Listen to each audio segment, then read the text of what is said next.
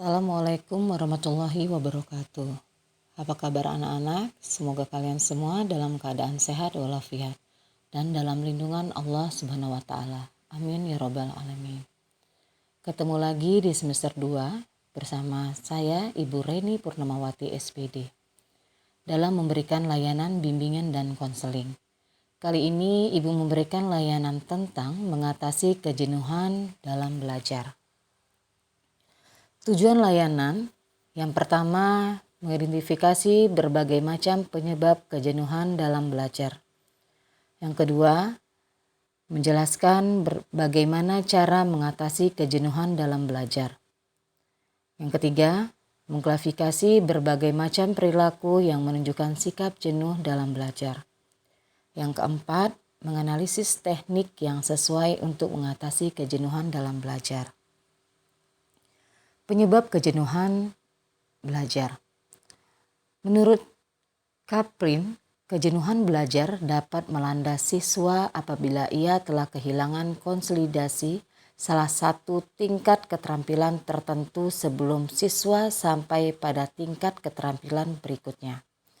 Selain itu, kejenuhan juga dapat terjadi karena proses belajar siswa telah sampai pada batas kemampuan jasmaniahnya karena bosan dan keletihan. Macam-macam keletihan siswa. Yang pertama, keletihan indera siswa. Yang kedua, keletihan fisik siswa. Yang ketiga, keletihan mental siswa. Faktor penyebab keletihan mental pada siswa. Yang pertama, karena kecemasan siswa terhadap dampak negatif yang ditimbulkan oleh keletihan itu sendiri.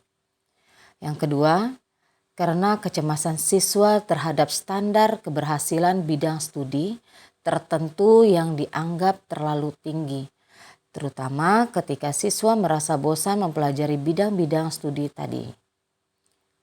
Yang ketiga, karena siswa berada di tengah-tengah situasi kompetitif yang ketat dan menuntut lebih banyak kerja intelek yang berat. Yang keempat, karena siswa mempercayai konsep kinerja akademik yang optimum, sedangkan dia sendiri menilai belajarnya sendiri hanya berdasarkan ketentuan yang ia bikin sendiri. Cara mengatasi kejenuhan dalam belajar.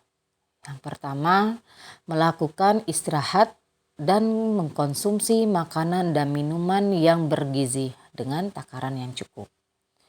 Yang kedua, pengubahan atau penjadwalan kembali jam-jam dari hari-hari belajar yang dianggap lebih memungkinkan siswa lebih belajar dengan giat. Yang ketiga, pengubahan atau penataan kembali lingkungan belajar siswa yang meliputi pengubahan posisi meja tulis, lemari, rak buku, dan alat-alat perlengkapan belajar sampai memungkinkan siswa merasa berada di tempat yang lebih menyenangkan untuk belajar. Yang keempat, memberikan motivasi dan simulasi baru agar siswa merasa terdorong untuk belajar lebih giat daripada sebelumnya. Yang kelima, siswa harus berbuat nyata, tidak menyerah atau tinggal diam, dengan cara mencoba belajar dan belajar lagi, serta menggunakan metode yang bervariasi dalam belajar. Baiklah anak-anak, sampai di sini dulu bimbingan dari saya.